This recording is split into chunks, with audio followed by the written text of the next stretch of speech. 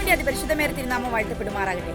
ഉൽപ്പത്തി പുസ്തകം 3-ാം അധ്യായം 7-ാം വാക്യവും 21-ാം വാക്യവും വായിക്കുമ്പോൾ നമുക്ക് കാണുവാനായിട്ട് സാധിക്കുന്നത്, ആദം തന്റെ ജീവിതത്തിനകത്ത് ഒരു പ്രശ്നം കടന്നു വന്നപ്പോൾ തന്റെ സ്വന്തം വിവേകത്തിൽ ഊന്നിക്കൊണ്ട് ആ വിഷയത്തിനൊരു സൊല്യൂഷൻ കണ്ടെത്തി. എന്നാൽ അത് പൂർണ്ണമായി പരാജയപ്പെട്ടു പോകുവാൻ തക്കവണ്ണം ഇടയായി തീർന്നു. എന്നാൽ മറ്റൊരു മാർഗം കണ്ടെത്താൻ കഴിയാതെ വണ്ണം താൻ മറഞ്ഞിരിക്കേണ്ട സാഹചര്യവും വന്നു. എന്നാൽ 21-ാം വാക്യം വായിക്കുമ്പോൾ നമുക്ക് കാണുവാനായിട്ട് സാധിക്കുന്നത്, ആ വിഷയത്തിനകത്ത് ഒരു ദൈവപ്രവൃത്തി വെളിപ്പെടുന്നു. പ്രിയപ്പെട്ടവരെ, ഇതുപോലെ തന്നെയാണ് പ്രശ്നങ്ങളും പ്രതികൂലങ്ങളും നിറഞ്ഞു നിൽക്കുന്ന നമ്മുടെ ജീവിതത്തിനകത്ത് നമ്മുടെ ബുദ്ധി കൊണ്ട് നാം ആ പ്രശ്നങ്ങൾക്ക് ഒരു സൊല്യൂഷൻ കണ്ടെത്താൻ ശ്രമിക്കുമ്പോൾ അത് പൂർണ്ണമായും പരാജയപ്പെട്ടു പോകുകയും മറ്റൊരു മാർഗം കണ്ടെത്താൻ കഴിയാതെ നാം നിരാശയിലേക്ക് താഴ്ന്നു പോകുകയും ചെയ്യുന്ന ഒരു അനുഭവമാണ് നമ്മുടെ ജീവിതത്തിലേക്ക് കടന്നു വരുന്നത്. എന്നാൽ നമ്മുടെ വിഷയങ്ങളെ ദൈവസന്നിധിയിൽ സമർപ്പിച്ചുകൊണ്ട് നാം പ്രാർത്ഥിക്കുവാൻ തയ്യാറാകുമ്പോൾ ദൈവസന്നിധിയിൽ നിന്ന് നമുക്ക് അനുയോജ്യമായ ഒരു അനുഗ്രഹം വെളിപ്പെട്ടു വരുന്നത് നമുക്ക് കാണുവാനായിട്ടിടയായിത്തീരും.